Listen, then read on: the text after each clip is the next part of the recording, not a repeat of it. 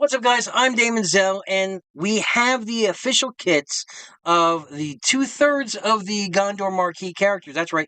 We got Faramir's official kit, who is going to be unlocking in about 2 days on Friday, and we have Boromir, his brother, his official kit as well. So let's take a look and see what we're going to be getting with these characters, what they're going to be offering to us on the future, whether it be arena, whether it be the campaign, whether it be the raids. Either way, let's talk about it.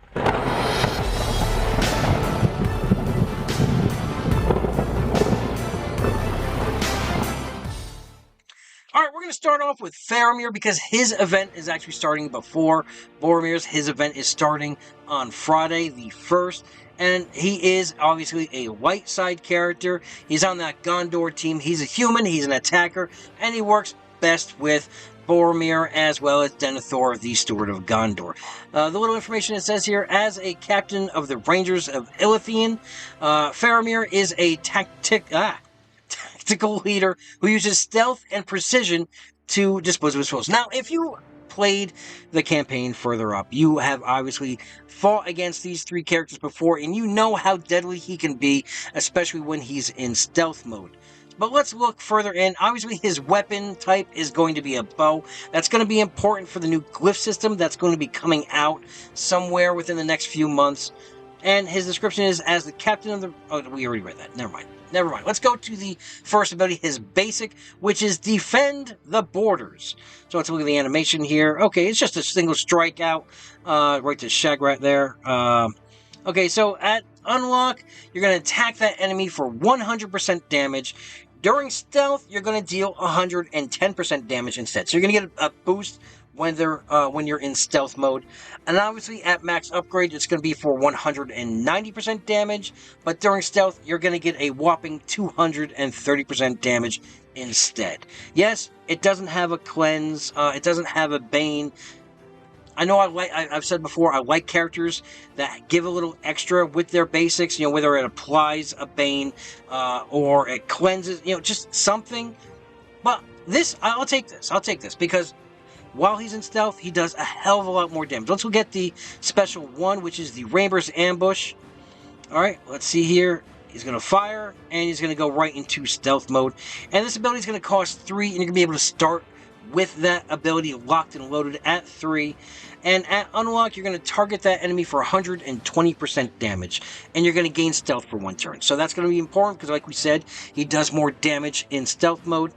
At max upgrade, we are talking about 270% damage. You're going to inflict slow for 2 turns, which is a hell of a debuff, especially if you have a fast team. And you're going to gain that stealth for 1 turn. So let's go to a special 2, or what I like to call the ultimate ability, and that is the Archers at the Ready. I know I've lost a few characters to this AOE, and we here at home love AOE attacks, don't we all? Okay. So it's going to cost 4. You're going to start the battle with 1. So you're going to have to build up to this ability. So your best bet is using special 1, going stealth, then running your basics until you're able to do this. At unlock, obviously that AoE is going to attack for 110% damage. However, if there's at least 1 dead Gondor ally, you're going to deal 160% damage instead. So it's an ability that gets stronger as you lose your teammates. Alright, at the max upgrade, you're going to attack all those enemies for 240% damage, and if there's 1 dead, you're going to do 340 damage instead, and you're going to gain stealth again for another turn. So we have a great stealth damage dealer here. That's a huge jump right there in stealth mode. Or, I'm sorry, if you got 1 guy's dead, it's an additional 100% damage. So let's see what his passive is. During stealth, you're going to gain 20% chance to assist each time a Gondor or Ranger ally attacks an enemy with a Bane. So this is going to work with the Ranger squad as well. So you're going to be able to interweave these characters for a chapter. So in other words, if you just want to take him up and not the whole Gondor team, you can replace Mithri with him. You can place one of the other people on the Ranger squad. I love that ability in this game that we can, plug and play characters. So, sorry. Let's get back into it. So you're gonna get a 20% chance to assist each time a ranger or Gondor ally attacks an enemy with a bane. But at max upgrade during stealth, you're going to assist each time a Gondor ranger attacks the enemy with a bane. When when Boromir dies, you're going to gain 100% turn meter right away. So we're not going to go into the inspiration, the strategy chips. As I said in the other video, this event is going to start on September 1st, so it's going to be Friday. It's going to run a full week to the 8th. You're going to get a free unlock with all marquee characters by running the 4 tiers. That's going to give you a 3-star. If you want the 4-star, you got to pay that $20. It's a $20 offer. It's going to give you enough materials to bring you up to Gear Tier 4. And it's 4 or 3. It's one of those two. I'm pretty sure it's 4. And that'll allow you to do Tier 5, which is going to net you 50,000 gold, 15,000 XP, and 10 luminous crystals. But if you roll the dice on the chest with how, they cost 1,000 per roll, so at least 5,000 gems, you're going to get 10 epic ability materials. You're going to get 500,000 gold and 250,000 character XP. So let's go ahead and take a look at his brother Boromir, who is the leader of this squad. He is a tank, he's a human, and of course he's on that Gondor squad. As the captain of Gondor's army, Boromir strives to protect his country's best interests. An awe-inspiring commander, his presence alone can turn the tide of battle, and obviously he's going to work best with people on that Gondor squad. His weapon choice is a two-handed sword. Again, that's going to be important for when the glyph system comes out. So let's look at his basic, which is Hold the Line. It's a nice little strike there.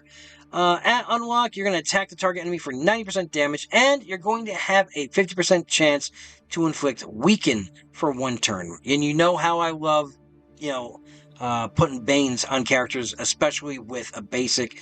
At max upgrade, it's 180% damage, and you're automatically going to inflict Weaken for 1 turn. So no more 50% chance, it's going to be a full 100%. On the special ability 1, which is Towering Presence, this looks like it's going to be as Taunt. It's going to be stamina cost 4. You're going to start off with this ability at 4, so you'll be able to do this right off the bat. At unlock, you're going to attack that target enemy for 110% damage. You're going to gain Taunt for 1 turn. And at max, it's 240% damage. You're going to gain Taunt, and you're going to gain Fortitude for 1 turn as well. So let's see what that ultimate ability is, that special 2, which is the Horn of Gondor. Another AOE attack. So depending on what Denethor's kit is, we could have a new full AOE group again.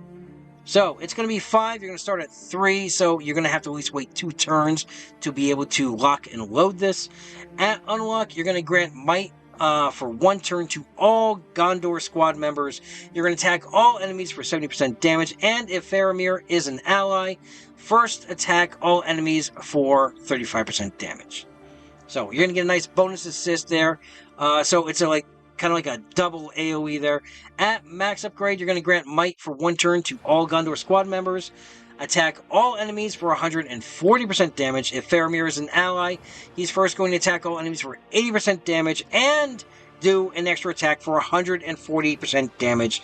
And grant Eagle Eye for 1 turn to Faramir. So yes, this is a really, really good ultimate there, that special 2. I think this group's going to do really well. Again, I'm not sold on it. We're going to have to see exactly how it plays out, theory crafting and all. His passive ability is the Captain of the White Tower, and at unlock, when a Gondor squad member drops below 50% health, you're going to cleanse 1 Bane from them. If the ally is Faramir, you're also going to grant Haste and Might for 1 turn, and this can trigger once per squad member. So, at max, you're going to get a 10% block chance as well, and you're going to cleanse 2 Banes when they drop below 50% health. You're going to grant 2 stacks of regeneration for 1 turn to each of them. And obviously, if Faramir is an ally, you're going to grant Haste and Might for 1 turn, and again, can only trigger once per member. So, Looks like I was wrong. He's not the leader of the squad. I guess Denethor is going to be the leader of this Gondor squad. Let's see. Key inspirations. We don't go over that. His marquee event is going to start on the 8th. The day that Faramir's ends, his is going to start right off. Again, you're going to get the first 4 tiers for free. You're going to be able to unlock him as a 3-star. You're going to, if you want him at 4-star, you have to pay $20 to get that offer. That's going to bring him to 4-star. That'll allow you to do tier 5 to get that 10 luminous crystals, 50,000 gold, and 15k XP. And obviously, if you spend at least 5,000 gems to roll the dice on those chests, you might be able to get a 5-star Boromir, which will get you 10 epic ability materials, 500k gold, and 250k character XP. So there are their kits right now. We're just waiting for Denethor's kit, I guess, who's going to be the leader of the squad. Sorry about that mistake. And yeah, it looks kind of. I'm kind of excited about him. We're going to see what happens, see how we play out. And yeah, obviously they're not going to be huge powerhouses until 5 stars because of what they did with that star change, which we'll talk about some other time. Sorry, I've been completely swamped with work, so I haven't been able to put out a lot of videos, but I'm trying to change that right now. So, that's all we got to talk about right now. I hope you guys found this informative. I hope you found this fun. If you like my content, go ahead, slap that subscribe button, ring that bell, share and like the video. Have a great week, have a great weekend, adventure safe, and good luck to you and your fellowship.